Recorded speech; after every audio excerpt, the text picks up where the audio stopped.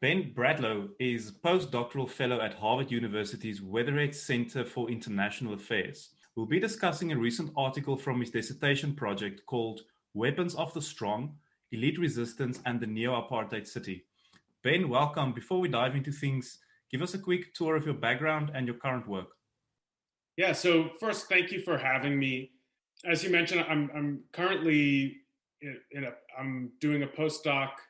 I recently completed my PhD in sociology at Brown University and was prior to that trained as an urban planner. But I also worked for a long time in Joburg and Cape Town but first as a journalist actually, and then most of my time was spent working for an organization called Shack Dwellers International or Slum Dwellers International, which is an international network of housing movements, mostly in Africa and Asia, and a bit in South America. So yeah, I come to this work as an urbanist from a number of disciplinary perspectives.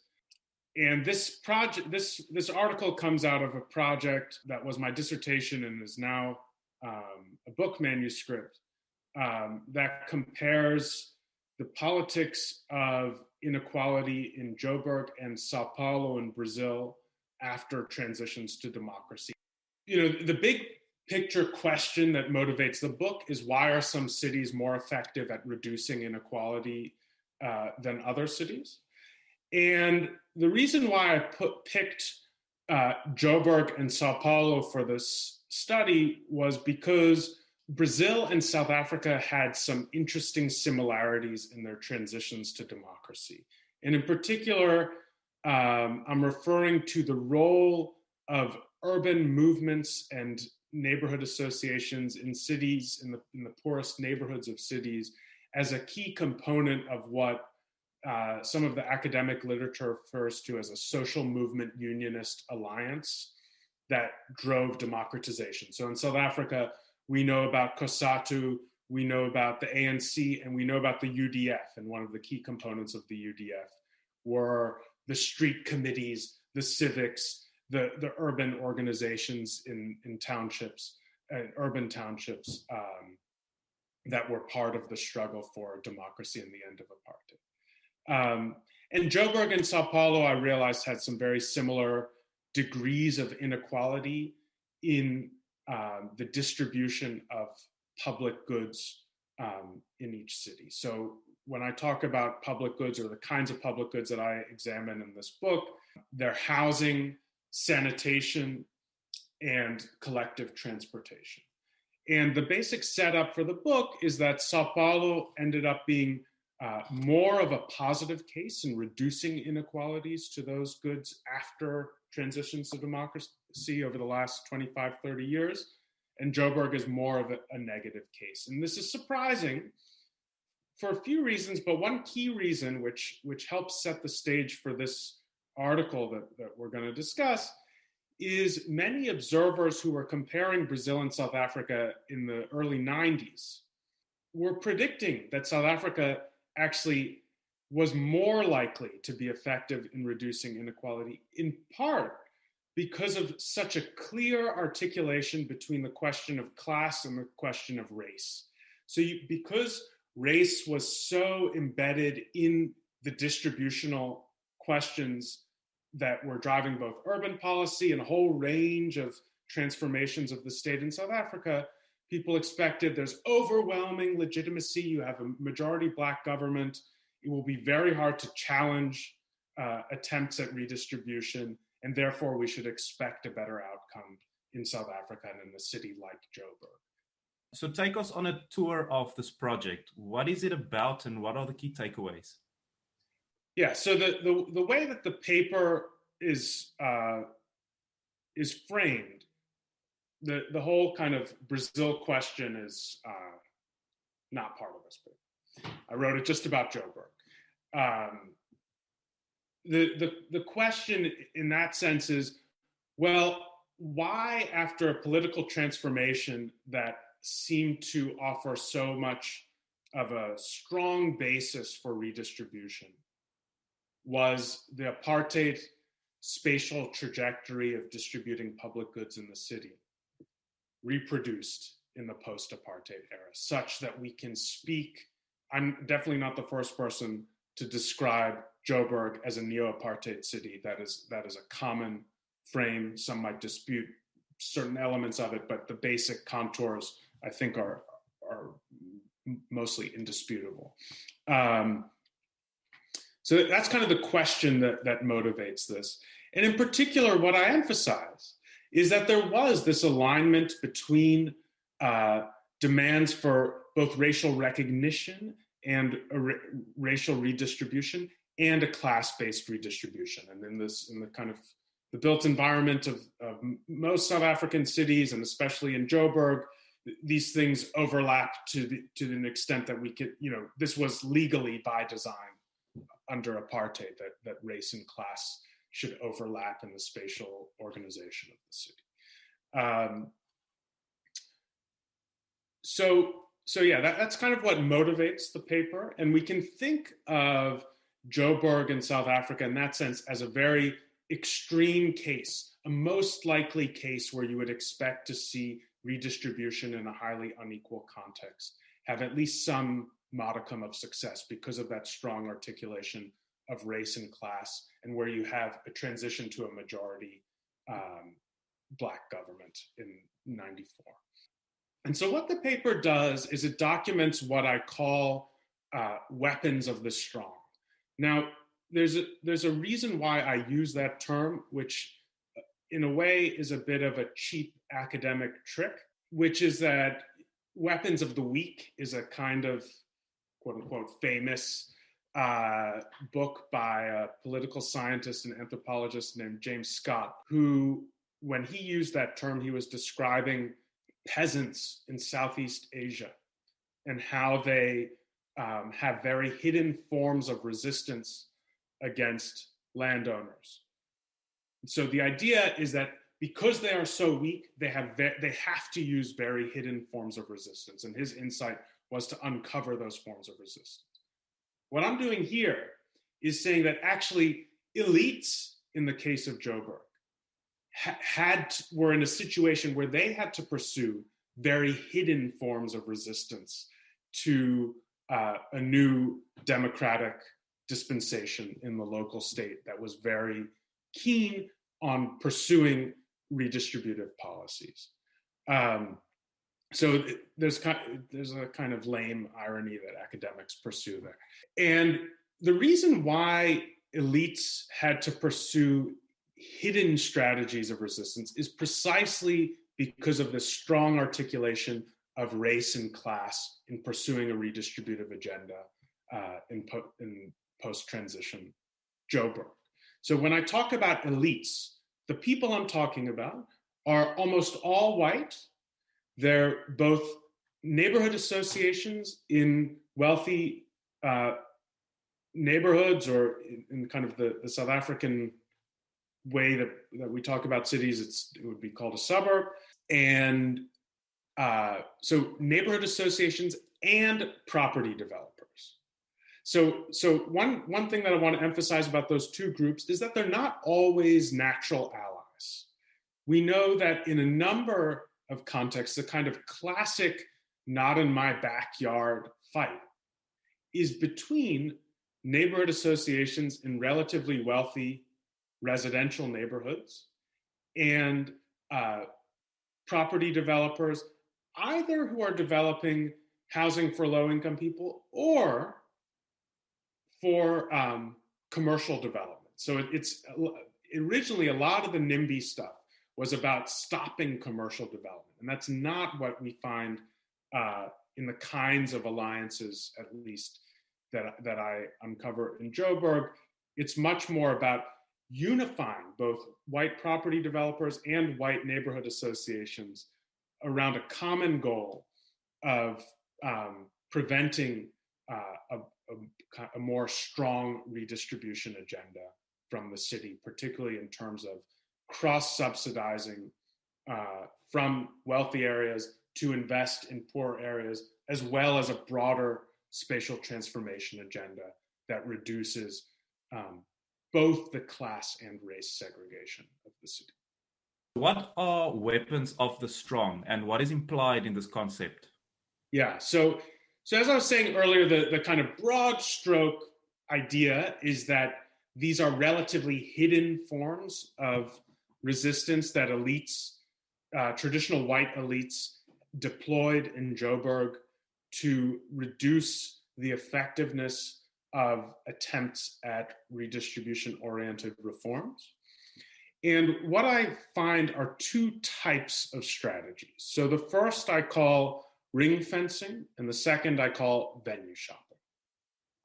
So ring fencing, the kind of basic story here is that some of your viewers and listeners may remember this history if they're old enough, that in the mid-90s and coming out in the kind of negotiation of the transition to democracy, there was a relatively temporary compromise in Joburg that said there would be sub-municipalities that would have specific powers within the broader unified Joburg municipality. So one of the key questions coming out of apartheid was, how are you going to unify all of these disparate local governments that were designed to be fragmented in order that white areas have their own local government, Black areas have their own local government. A lot of the protests in the 80s and early 90s were all about the perceived illegitimacy of Black local authorities in the townships, which were very, they were quite horrible in terms of providing public goods to residents. And so that question of unifying the city was resolved in a very compromised manner. One thing that I track is that neighborhood associations and developers took advantage of this institution of sub-municipalities, which were kind of the front line for a number of services, including collecting tax and rates payments. And what these early, were and are still called city improvement districts negotiated with the sub-municipal structures is that rates payments could be ring-fenced only to be spent in the sub-municipal area. So, some of the kind of wealthiest, relatively inner core suburbs in the north of Johannesburg, like Ilovo, Melrose, Rosebank, these are some of the areas where this started, Sandton. So you kind of get a sense that these are some of the traditional wealthy areas of the city. And these are some of the areas that have been kind of the biggest beneficiaries of the post-apartheid development trajectory of the city, both in terms of private investment and public investment. And that was kind of kicked off by this intent to ring fence rates contributions so that they could not effectively cross-subsidize investments by the city, the central city government in other parts of the city. Now, the sub-municipal arrangement was a temporary arrangement. It ended in about 2000 when there was a much more deeper unification of the administrative apparatus of the city into what's now referred to as a metropolitan municipality. But what happened in those early years is that the city was putting a lot of money into capital investments in the poorest townships in the city. But the problem, as we know, with infrastructure investment, it's not just the capital investment, it's operating investment, the operating costs. And for that, you need a much more sustainable financial arrangement at the central city in order to manage those kinds of things effectively. And this paper doesn't even get into some of the more high profile issues in fiscal management of the city of Joburg, most notably in terms of electricity billing. So that's ring fencing. The second strategy is what I call venue shopping. And what the city tried to do, especially in the early 2000s, to begin to get control over the spatial trajectory of private development. which was stretching the bulk infrastructure of the city, was to say, okay, we want to have an urban development boundary. And this, in fact, this was one of the first major attempts of the city at a form of spatial transformation, though it's a really kind of light touch approach compared to other things that have been discussed within the frame of things like corridors of freedom, which became more popular in the 2010s and things like that. But so the city had an urban development boundary, but private developers wanted to develop in, kind of emblematic areas, either in the west of the city or in the far north of the city. And they wanted to develop in areas beyond the urban development boundary. And what private developers realized is that they could get approvals for their projects from the Gauteng provincial government, essentially bypassing the city government. So eventually, that's what I mean by venue shopping. They could choose their venue from which to secure a project approval. So the city eventually took the province to court, and this all related to a national law, the Development Facilitation Act. And eventually the Constitutional Court determined that the Development Facilitation Act gives the final authority for these approvals if there's a conflict between a city and a province to the city. But even then, groups like the South African Property Owners Association, SAPOA, submitted an amicus curiae to the Constitutional Court that was accepted by the Constitutional Court. And in doing so, it created a number of administrative hurdles to actually implement this decision. So things like setting up an independent planning tribunal that could assess these permits in case of a conflict between city and province took many years, and actually the full court decision has yet today to be fully implemented by the city government. So these are, what I'm trying to draw out for you in describing this is that there are path dependencies from relatively early conflicts in the post-apartheid history that continue to play out today in terms of the capacity of the city government. And just the one kind of twist that I would put at the end, and this is kind of like this is beyond the scope of the paper, which ends more or less in 2016 with the end of unified ANC control of the government and the local government, is that by the end of this period, when you're getting into the mid-2010s and into 2020, you have a much more kind of open relationship between wealthy neighborhood associations, developers, and the city government, such that neighborhood associations act in ways that are much more empowered and explicit to oppose policies of the city than they did in the 90s, especially in the 90s. And you have a much closer kind of relationship, actually, between the city government and the property developer sector, which is very different than the kinds of relationships between developers and city government that I found in the period that I was looking at ending in about 2016. So why was Joburg chosen as the site for this inquiry? What is it about Joburg's history that makes it the perfect place to explore the concept of weapons of the strong? So Joburg is useful for this kind of study in part because of the history of struggle in Joburg. So that's kind of like the bigger picture. And maybe I can bring in some of the personal motivation, because this isn't just an intellectual motivation. My family is South African. My parents moved back to South Africa about almost 12 years ago.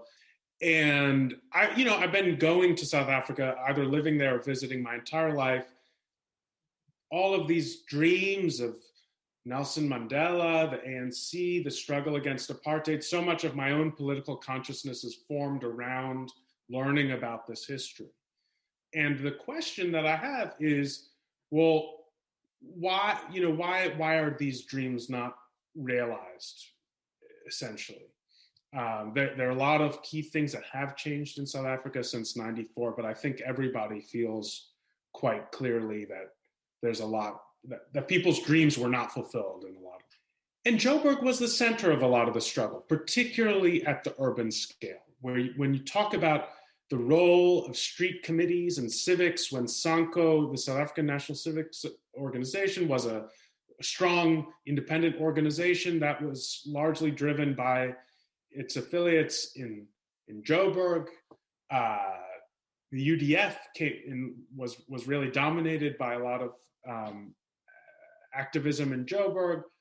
And so it's in Joburg where you would expect, it's kind of the key test case for what can this kind of struggle history at the urban scale produce when you move into government. And one of the key stories that one of the key dimensions of this story is the very explicit demobilization of the social movement basis for democratization in a city like Joburg that happened after the transition to democracy. So it's not just that you have these relatively hidden strategies of what I'm calling elite resistance, but it's that the city government, because there was this very explicit decision by the ANC to demobilize and disband the UDF, to have a very kind of hands-off relationship with housing movements in the townships after democratization, the city government is left on its own. It has no social movement backers to defend it against these attacks from traditional white elites. So it's that history of struggle that really shapes this story, even if the main thing that I end up analyzing is the strategies that are deployed by elites in this case. You focus on private property developers and neighborhood associations to demonstrate tactics of elite resistance. Are there other stakeholder groups through which this can be identified, and how do the tactics differ? It really depends on the issue area and the policy sphere that we're looking at. I mean, what I look at is, in this paper, it's about residential space. It's about the distribution of things like toilets, the condition of housing. And when you're talking about things like housing and utilities and their distribution across urban space, which is really meaning urban land, then we're talking about a very key set of interest groups. And so the key interest group for this kind of policy conflict that I'm looking at are the people who have a very clear interest in what kind of more Marx-inspired scholars would refer to as the exchange value of land, or we can even just think of that as the market, the land market. And so in that sense, neighborhood associations and property developers are the key kind of actor that we would expect to be involved in preserving the market value of land, which they perceive in both a class-based term, and there's this clear racial component to it as well in a context like South Africa.